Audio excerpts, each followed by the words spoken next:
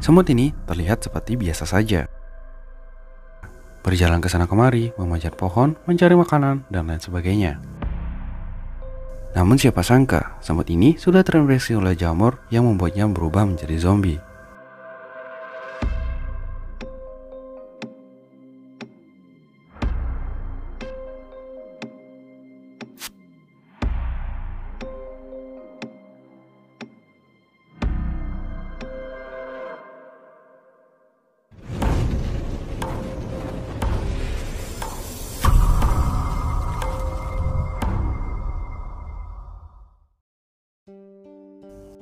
Yap, ini adalah Cordyceps, jamur yang mampu mengubah serangga menjadi zombie. Jamur Cordyceps merupakan salah satu tipe jamur dengan 400 spesies. Jamur ini menggunakan tubuh makhluk lain untuk menjadi inang atau tempatnya bernaung. Penelitian menemukan bahwa jamur ini mampu mengubah serangga menjadi zombie. Dan biasanya, jenis jamur Cordyceps ini biasanya hidup di dalam semak hutan tropis di dunia. Jamur ini biasanya menyerang para serangga, terutama semut. Pastinya kalian bertanya-tanya, bagaimana bisa sebuah jamur bisa mengubah seekor serangga menjadi seekor zombie?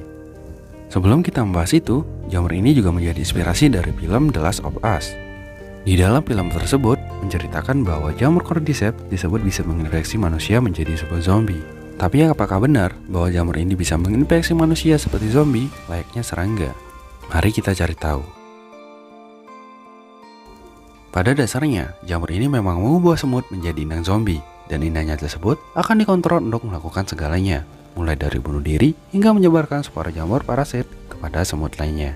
Namun buat kamu yang khawatir bahwa jamur ini bisa menginfeksi manusia layaknya zombie, yap, jawabannya adalah tidak mungkin.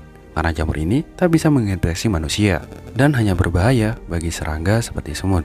Karena itu pula, Ophiocordyceps uniteralis disebut zombie pada semut.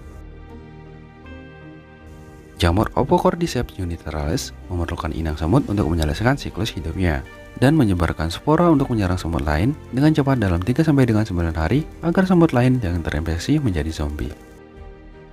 Bagi semut yang sudah terinfeksi, sel jamur di kepala semut akan melepaskan senyawa kimia ke sistem saraf pusat semut dan mengubah sistem saraf otak semut.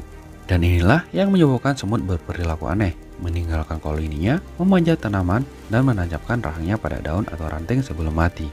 Kemudian, pada kepalanya atau badannya tumbuh micelea atau tangkai dan melepaskan spora untuk menginfeksi semut lain di sekitarnya. Ada dua senyawa kimia pada jamur Ophiocordyceps, yaitu asam guanidibutrik dan sphingosine. Kedua senyawa ini kemungkinan terlibat dalam menciptakan zombie semut karena berperan dalam gangguan neurologis.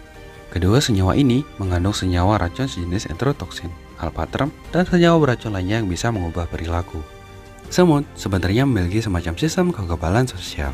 Namun ternyata Ophiocordyceps tidak mampu dikenali oleh anggota koloni semut sehingga tetap berada di dalam kelompok dan membahayakan semut lain dalam kelompok tersebut. Setiap anggota koloni yang sakit akan ditarik keluar dibuang dari koloni agar tidak menularkan ke anggota lainnya. Dan berdasarkan penelitian, semut yang terinfeksi oleh jamur Ophiocordyceps tidak bisa dikenali oleh anggota koloninya. Dan itulah yang menyebabkan semut lain banyak yang terinfeksi oleh virus ini. Faktanya, jamur Cordyceps tidak melulu buruk dan menyeramkan sebagai parasit zombie. Dari banyaknya jenis jamur ini, punya potensi untuk bisa dimanfaatkan di bidang biologi untuk pengendalian hama dan pertanian. Dan ada juga yang dikembangkan sebagai obat.